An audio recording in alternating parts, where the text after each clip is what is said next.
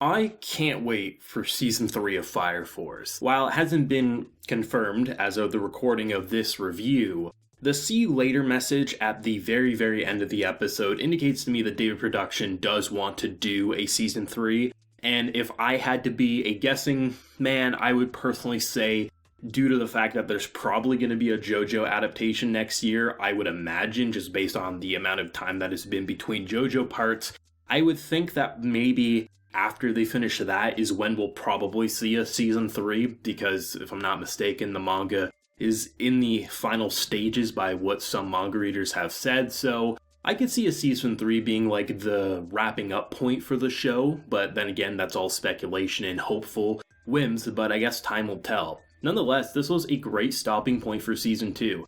Nowhere near as insane as a stopping point as season 1, but that's to be expected with the type of season 1 was in terms of what it needed to do to lay out the groundwork for season 2. But season 2 had a death, it had a power-up for both Shinra and Arthur, it kind of united every group of the divisions. They are all working together in harmony to go up against the biggest threat they will ever know, and it feels like the perfect kind of ending stage to set up the last arc, the last point for the Fire Force story.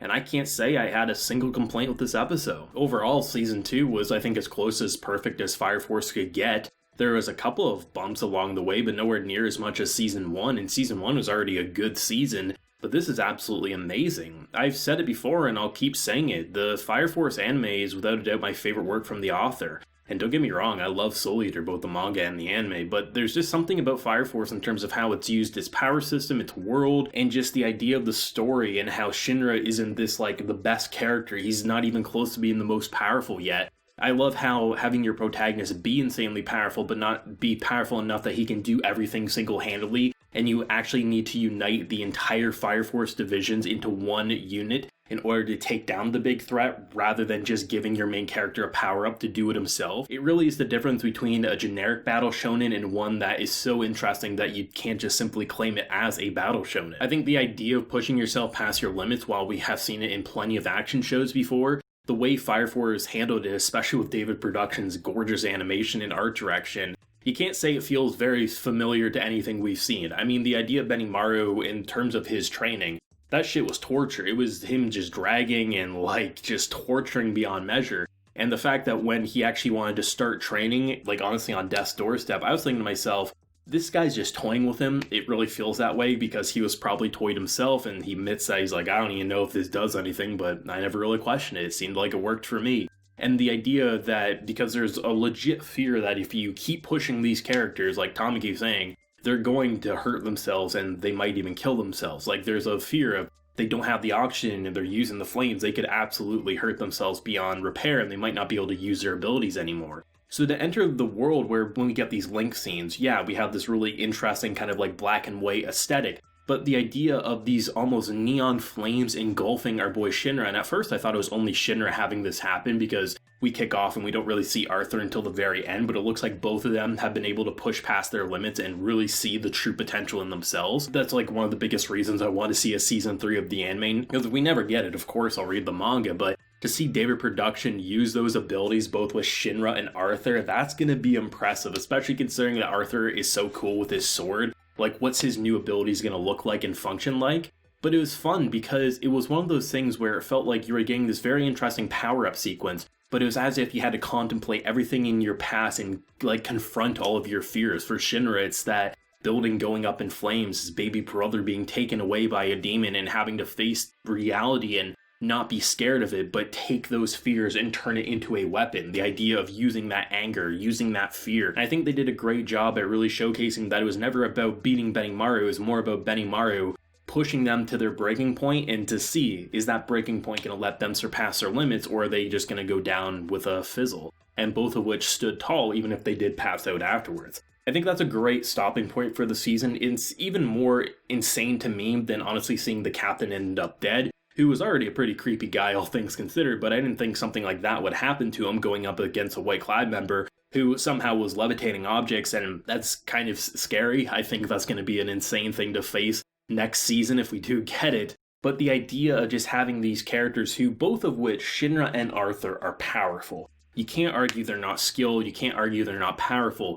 But the idea of power scaling and like the idea of who's more powerful than the other. You know Benimaru's top of the food chain, but at the end of the day, anyone else could beat the other. It's not necessarily about like, oh, this person's power level's on a 7, this person's on a 9. No, it's more about you watch the battles take place and you kind of observe what is their weakness and what is their strength. And for someone like Shinra as well as Arthur, they definitely have a lack of coordination when they fight together, but also they just don't feel like they've reached their true potential. And what it feels to me is that this episode was all about getting them to their true potential, and if they can harness what they just did at the end of this episode on a whim, I do think they have an honest-to-go shot at defeating the White Clad members. If not, I don't think Benimaru is enough to deal with all this. And I think that's what this episode was all about, where Season 1 was about division and how you couldn't really trust anyone outside of the company that Shinra's a part of. Season 2 is all about trust. It's that bringing everyone together, knowing that it's bigger than one division, it's bigger than just your location, that everyone has to join forces, else the world will be destroyed.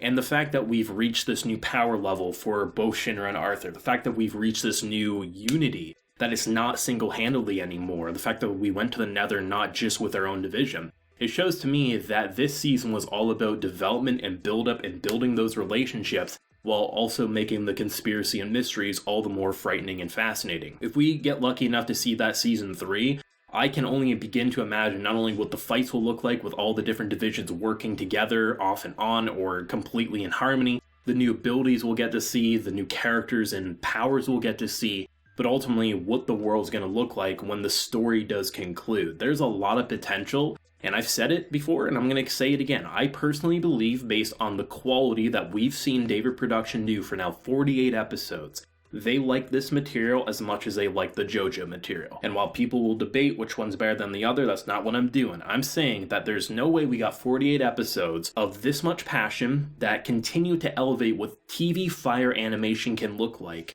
if this was just a job that they got paid to do. This feels like a passion project, and that's why that passion project to me says we'll probably see that Season 3 eventually, and I can't wait until we do. Fridays definitely aren't going to be the same now that we have to wait for more Fire Force anime, but it is something that, like, even when Season 1 wrapped up, even though I had my issues with Season 1, it was something that I continued to miss all the way until Season 2 was released. And I know damn well with how much more I enjoyed Season 2 compared to Season 1, the wait for Season 3 is going to be even more like me watering at the mouth wanting more. And that's how you know a series has really, like, connected with you, that even months from now, because everyone says it, they have their anime that they like and they say, I won't forget this, but then in 3 months, if you ask them about it, they'll be like, oh, I completely forgot. For me, Fire Force was never like that. I continued to wait for Season 2, and I was so happy to get it. Season 3 is going to be something I'm going to be demanding and wanting even a year from now if we hear nothing about it. I just really want to see more, and I'm so excited. Let me know your thoughts and feelings on this episode, the season overall. Where do you think it might go in Season 3? Just let me know whatever you're feeling. If you enjoy the video, of course, leave a like, share your support, and hit that subscribe button if you have been new around here. So until next time, everyone, please take care and have a good one.